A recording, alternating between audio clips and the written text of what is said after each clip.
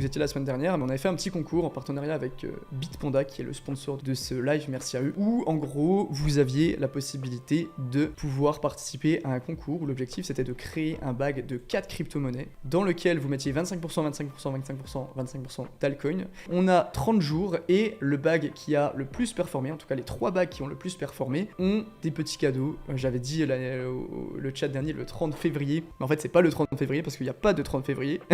C'est vraiment un truc de scammer ça, ouais, je vous envoie les cadeaux le 30 février les gars, vous inquiétez pas. Le 29 février du coup je disais, les bags qui ont le plus performé, il y aura 200$ pour le premier, 100$ pour le deuxième, 50$ pour le troisième. Alors le programme de cette petite soirée, vous avez dû voir qu'il y avait un autre titre que d'habitude qui s'appelle Live Tier List Crypto-monnaie. L'idée de cette tier list, ça va être assez cool je pense, c'est que si vous regardez, j'ai créé une petite tier list crypto. On en avait fait une l'année dernière et franchement c'était grave cool. L'idée c'était qu'en gros il y avait plein de crypto-monnaies que j'ai ajoutées manuellement et on discutait tranquille dans le chat pour essayer de les mettre en place. Mais là il y a un truc qui est encore mieux les gars, c'est qu'on va pouvoir faire une tier list tous ensemble où en gros je vais vous envoyer un lien, on va pouvoir faire une live tier list et à chaque fois il va y avoir 30 secondes pour voter, donc vous allez pouvoir soit aller vous-même sur le lien, soit juste regarder le chat tranquillement et voir les résultats et on va pouvoir voter pour les tier lists de notre choix et voir un petit peu comment est-ce qu'on va pouvoir mettre ça en place. Donc en gros l'idée de la tier list c'est de se baser sur le prochain cycle, le prochain bull run, et par rapport au prochain bull run d'un point de vue investissement, d'accord, pas d'un point de vue technologique ou quoi, d'un point de vue vraiment purement investissement, comment est-ce que le token va se comporter. Donc l'idée c'est d'avoir plusieurs jetons, la catégorie surperf le bull run, solide, donc les cryptos qui vont pas surperfer mais qui sont des investissements solides, ça va être en général des grosses capitalisations, beau potentiel mais risque élevé, donc forcément ça va être plutôt tout ce qui va être altcoin, pas d'avis,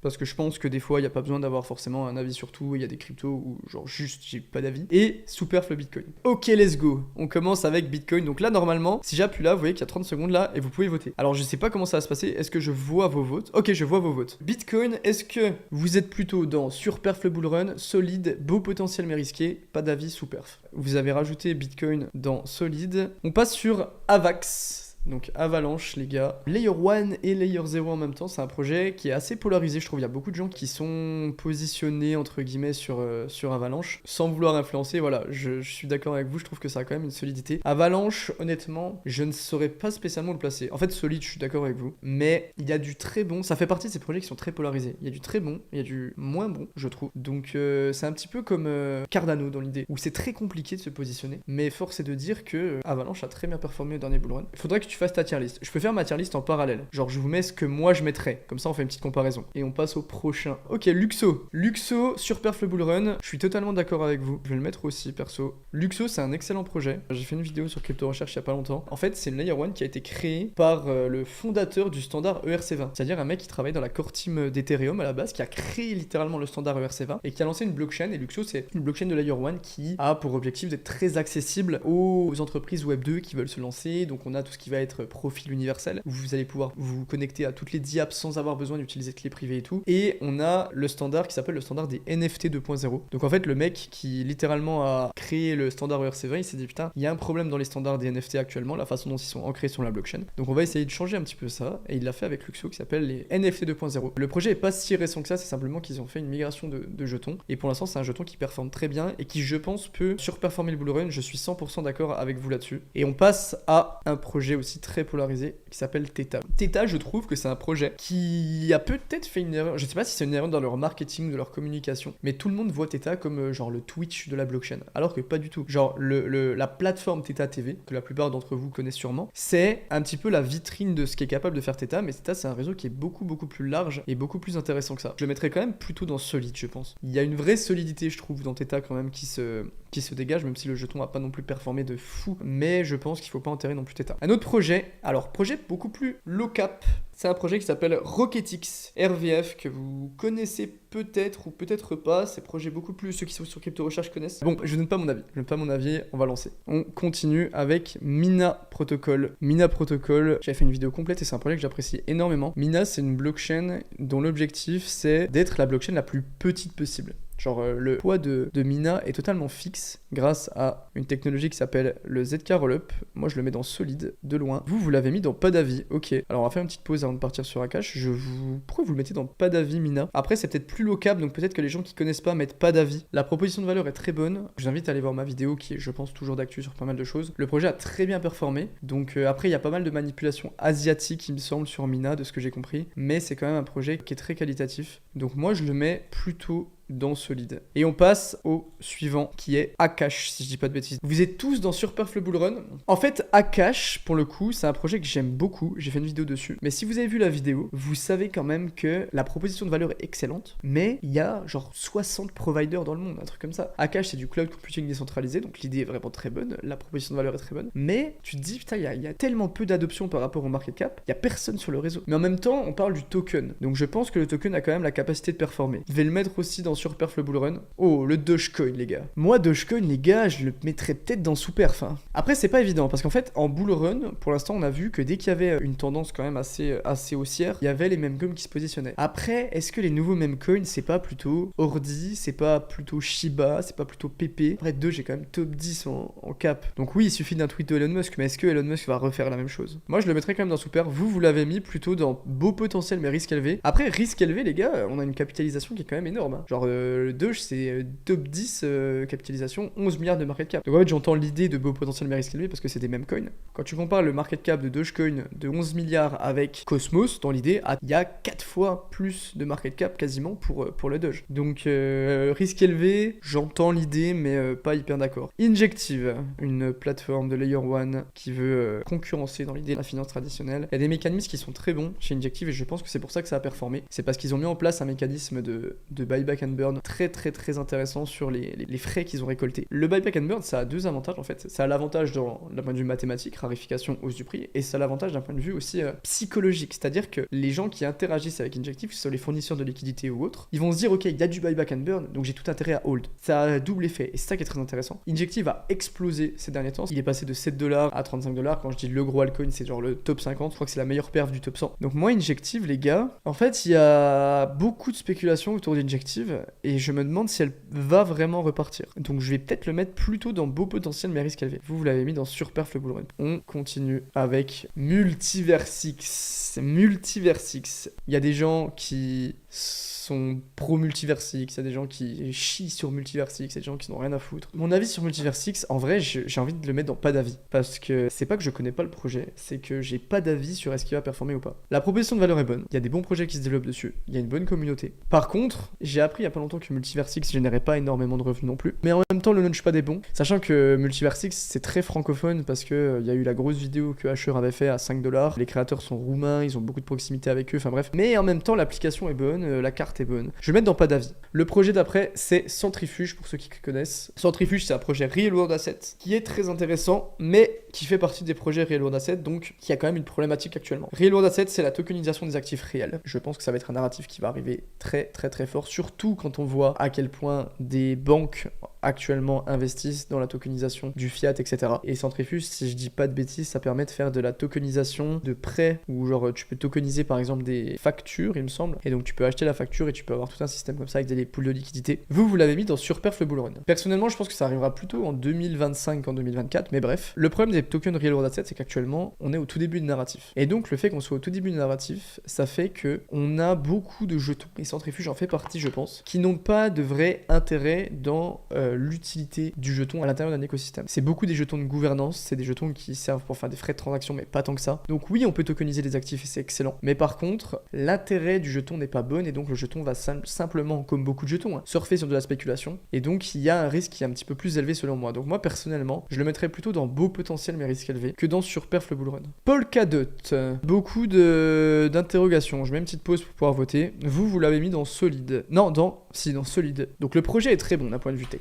Et n'oubliez pas qu'ici, on parle d'un point de vue investissement et d'un point de vue prise de valeur par rapport au Bull Run. Donc dans l'idée, par rapport à Bitcoin, Ethereum et au Bull Run et à ce qui va se passer. Est-ce que Polkadot va surperformer le Bull Run? Non. Est-ce que Polkadot fait partie des investissements solides? Oui, mais si on regarde Polkadot, ils sont 12e. Si on regarde un petit peu autour, genre je préfère acheter Polygon, Chainlink, Toncoin, ça se joue par rapport à Polkadot. Moi perso, je pense que je vais le mettre dans sous-perf. L'écosystème est tellement pas agréable que ça donne vraiment pas envie de l'utiliser et honnêtement, ça fait pas partie des projets que je considère comme optimal pour le prochain bull run. Peux-tu nous dire où tu aurais mis Render? Ouais, bonne question. Render, je l'aurais clairement mis dans Surperf le bull run. Parce que je trouve que ça fait partie justement de ces nouveaux tokens entre guillemets qui ont été très présents en bear market. Et si vous voyez, Render était toujours dans les top perfs et c'était des petites top perfs, des 2%, 5% et tout, mais il restait tout en haut. Et donc Render, je le mettrais dans Surperf le bull run. NIR Protocol, très intéressant. NIR, moi je le mettrais dans Solid, je pense. C'est ce qu'on pourrait appeler un projet de bull run. C'est-à-dire que NIR, si vous regardez un petit peu la charte, c'est un projet qui s'est lancé en milieu de bull run, je crois, du dernier bull run, et qui a eu un marketing extrêmement agressif et une façon de rentrer extrêmement agressive parce qu'ils devaient un petit peu rattraper le travail et aller chercher les revenus. Mais par contre, ils se sont mangés le bear market parce que forcément, ils avaient alloué énormément de jetons et les tokenomiques étaient très agressives et c'était des tokenomiques qui se font détruire en bear market. Donc moi, je le mettrais plutôt dans Solide. En vrai, je trouve que NIR fait du bon travail. Vous le mettez dans Surperf, ça m'étonne un peu, mais je peux comprendre l'idée. Moi, c'est quelque chose que je mettrais plutôt... Merde, non, j'ai mis Surperf et je peux pas changer vu que c'est en live. Casper, Casper, c'est un projet de Layer One qui a été un peu la grosse star du moment sur une certaine période parce qu'ils se brandaient un petit peu comme la blockchain qui voulait concurrencer Ethereum. Leur marketing, vous me dites ce que vous en pensez, c'était des mecs, dans ce qu'ils faisaient transparaître, c'était un peu en mode, ils ont pris les technologies, ils les ont montées sur Casper. Et genre c'était Ethereum 3.0, etc. Et moi j'ai pas trop aimé cette approche. Et moi personnellement, c'est un projet que je mettrais dans Superf. Solana, je pense que c'est un projet pour ceux qui arrivent maintenant, qui ont une excellente image de Solana. Et pourtant, il y a eu une époque où Solana était vraiment détesté de la plupart des gens. Mais Solana s'est mangé FTX en plein dans la gueule. Et honnêtement, ils ont eu une résilience absolument énorme. Je crois que le plus bas de Solana, ça devait être genre 7$. Ils sont passés sous une crise absolument énorme et ils ont vraiment montré énormément de résilience. Je pense que je vais le mettre dans Surperf personnellement. Kava. Je pense qu'il y a beaucoup de gens qui connaissent pas Kava. C'est un projet sur Cosmos que je vous conseille d'aller checker un petit coup, qui est 81ème du top 100. Donc c'est assez ouf qu'il n'y ait pas beaucoup de gens qui connaissent pas. Mais on a vu pas mal d'initiatives dessus. Et bon, même si la charte est assez standard, je pense que ça peut surperformer, c'est peut-être un grand mot, mais ça peut avoir une belle gueule. On enchaîne avec Ultra. C'est une grande histoire de ma chaîne, j'ai fait pas mal de vidéos sur Ultra. J'apprécie l'initiative. Maintenant, je suis un petit peu plus mitigé. Très honnêtement, le marché m'a obligé à être mitigé pour être honnête. Et oui, je me suis trompé pour l'instant sur Ultra. Ils ont beaucoup promis. Ils ont fait un marketing que j'ai trouvé assez mauvais. Une communication qui est assez mauvaise. Et c'est dommage parce qu'ils ont sorti des bons produits. Mais tout a été gâché par ce qu'ils faisaient autour. C'est-à-dire que ça sortait trop tard. Ils donnaient des fausses initiatives. Ils mettaient un peu sous le tapis. Mais par contre, dès qu'il y avait un nouveau truc, ils l'ont fait. Pour avoir communiqué avec l'équipe de Ultra, ils sont très cool. Il n'y a rien à dire là-dessus. Mais j'ai l'impression qu'ils ont une sorte de lenteur dans leur process. Qui est la lenteur qu'une énorme entreprise comme Steam pourrait avoir. Ils peuvent un petit peu, je pense, se faire sauver par la narrative gaming. Et c'est l'unique raison pour laquelle je le mets dans beau potentiel mais risque élevé, mais risque vraiment élevé. Genre s'il y avait eu un buff, je le mettrais dans buff. BNB. Quand on dit BNB, on pense à Binance qui perd beaucoup de parts de marché et qui a un peu moins de crédibilité. C'est pour ça qu'on met ça. Et moi aussi. Le truc, c'est que là, on a des mécanismes d'utilité de BNB. C'est-à-dire que sur Binance, il y a des incitations à holder du BNB parce qu'il y a des launchpads, il y a un usage au BNB. Donc, je le mets dans sous-perf. Ça, c'est Océan Protocol. Sur Perf le Bull Run, je m'y attendais pas, les gars, pour Océan. Alors, je vais mettre mon vote. Moi, je le mets dans Solide. La structure de Océan est faite pour que le jeton ait vraiment une solidité dans son usage, un intérêt à l'intérieur de son écosystème. Si vous regardez la charte de Océan, il a quand même une charte par rapport au projet de bull run. Alors oui, il a perdu en valeur parce que tous les projets ont perdu en valeur. Si vous regardez un petit peu le bear market, on a quand même une certaine solidité, je trouve, dans la charte du token, qui se retrouve un petit peu moins de pertes, un petit peu plus de prise de valeur. Après, d'un point de vue investissement, je pense pas que ça va surperformer le bull run. On passe à Matic, Polygon. Matic, qu'est-ce que je mettrais? Vous l'avez mis dans solide. Je pense qu'il n'y a pas énormément de débat, je vais pas en parler 1000 ans, valeur sûre. Et je le vois pas non plus dans surperf. Perso, je vais le mettre dans solide. Cosmos, moi je le mets dans solide. À mon avis, ça va pas surperformer le bull run. Vous l'avez mis dans surperformer le bull run. Il n'y a pas énormément de mécanismes actuellement sur Cosmos qui indiquent que Atom va surperformer le bull run. Je pense que vous êtes peut-être un peu biaisé par l'écosystème Cosmos qui va surperformer le bull run, lui. Mais le jeton Atom, je suis pas si sûr.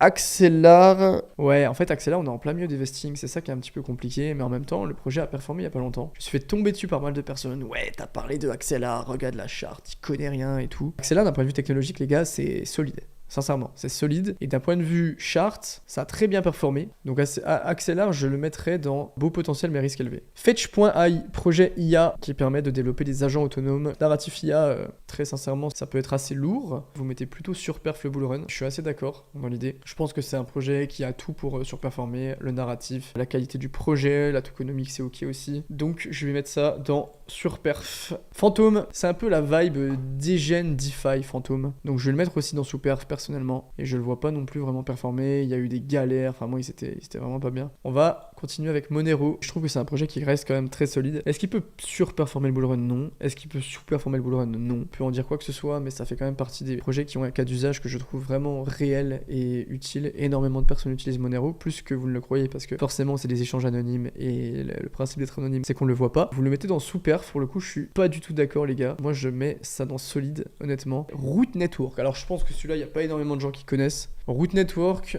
c'est un projet gaming que je trouve vraiment stylé et assez early. Et en vrai, je l'ai mis parce que justement, je voulais vous en parler. Je pense que la plupart d'entre vous connaissez pas. J'en ai parlé sur Crypto Recherche si ça vous intéresse. Il y a encore la vidéo qui est disponible. Allez faire un petit tour sur Root Network et dites-moi ce que vous en pensez. Je pense que c'est l'un des projets qui peut faire énormément de bruit en bullrun. Genre, je pense que ça peut être littéralement le projet du narrative GameFi. Moi, je vais le mettre dans beau potentiel mais risqué. On enchaîne juste après avec Peace Network, qui est un oracle décentralisé dont j'ai parlé aussi en vidéo, concurrent entre guillemets de Chainlink, même s'il n'y a pas énormément de concurrence. C'est un projet qui, d'un point de vue tech, est très intéressant. Il a sa place de marché à aller chercher. Je le mettrai dans beau potentiel mais risqué, pas loin de surperf. Morpheus Network, Morpheus, moi je vais le mettre en solide.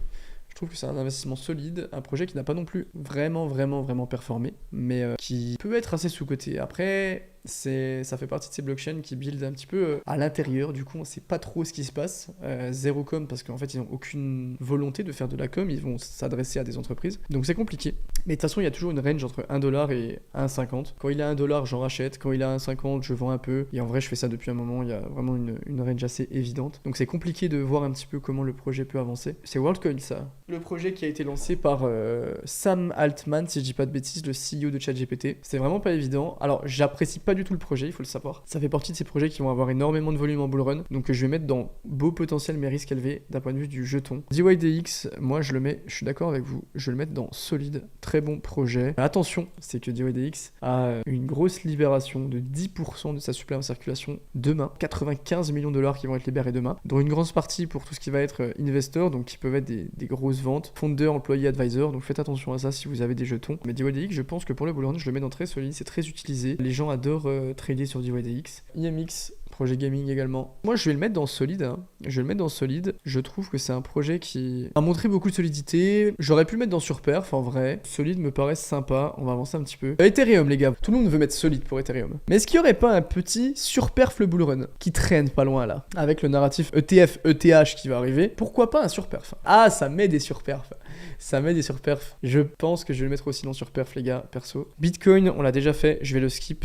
On enchaîne avec Sei Network. C'est un projet que je n'apprécie pas. Enfin, si, non. C'est pas que j'apprécie pas, c'est que c'est vraiment une VC chain. Est-ce qu'il va surperformer le bullrun? C'est pas impossible. Les tokenomics sont mauvaises, mais en bullrun, l'analyse des tokenomics doit être différente pour la prise de valeur. C'est un projet qui va se faire déchirer en bear market, ça c'est sûr et certain. Donc gardez bien ça en tête. Après, est-ce qu'il va surperformer le bullrun? Je le mettrais plutôt dans beau potentiel mais risque élevé. Mais je comprends que vous mettiez surperf le bullrun, en vrai. Ah, on y arrive. Les gars, est-ce que vous avez vu la charte de ce projet? Bitensor, $445 Bitensor. ATH de Bitensor aujourd'hui, les gars, $445. On a fait une vidéo dessus, il était à $50. Donc TAO, pour moi, va devenir l'un des projets les plus big de ce bullrun et va driver le prochain bullrun. On peut parler de l'utilité de TAO ou pas, mais je pense que ça fait partie de ces projets qui, en fait, nous on les voit énormément, mais pour l'instant il y a énormément de personnes aussi qui sont un peu externes au crypto et qui voient pas TAO. Celestia, je le mettrai pas dans perform le prochain bullrun. Enfin surperform, il peut surperformer, il a déjà très bien performé, donc ça m'étonnerait pas qu'avec les vestings, ça soit un investissement qui est solide, qui a une très bonne tech, qui a machin, mais il y a beaucoup de tokenomics, etc. Donc Celestia, ça m'étonnerait pas. Caspa, c'est toujours le débat de est-ce que ça va surperformer le prochain bullrun parce que ça a déjà performé, est-ce que ça va continuer de monter? C'est un projet qui est passé cette fois dans solide, est-ce qu'il est surcoté? Je le mettrais dans peut-être surperf le bullrun. Ça fait vraiment partie de ces projets qui sont un peu l'image des altcoins, des nouveaux altcoins du prochain bullrun, un peu comme Render. J'ai pas mis Render, je me suis trompé, je sais pas pourquoi je l'ai pas mis, mais ça fait partie de ces projets où c'est le stéréotype parfait de cet altcoin qui n'était pas là au dernier bullrun et donc qui va performer et atteindre son ATH. Litecoin, bon, c'est Bitcoin quoi, dans l'idée. C'est Bitcoin avec un petit degré de risque supplémentaire. J'ai pas vraiment d'avis personnellement, moi je vais le mettre dans pas d'avis, je vais pas le mettre dans sous-perf parce que au final, je sais pas, j'ai pas d'avis, j'ai rien à dire sur Litecoin. On finit avec Chainlink les gars, je pense que moi je vais le mettre dans solide. En vrai Chainlink, excellent projet. Je suis pas non plus un grand fan des mécanismes de capture de valeur de Chainlink. Avec le CCIP etc ça peut devenir très big, mais après si on regarde le système économique n'a pas, c'est un petit peu comme Centrifuge dans l'idée c'est que le jeton est fait pour échanger, mais il est pas fait pour être une enfin pas une réserve de valeur, mais un jeton qui prend de la valeur. Mais personnellement, je suis pas énormément exposé parce que je trouve qu'il y a des projets qui ont plus de potentiel de prise de valeur, même si l'entreprise et ce que fait Chainlink, c'est exceptionnel et c'est vraiment parmi les 3 grosses entreprises qui apportent énormément de changements à ce qui se fait dans l'écosystème. De toute façon, il y a quoi? Il y a Ethereum, il y a Chainlink et il y a Solana, je trouve, dans son style qui apporte aussi énormément de choses.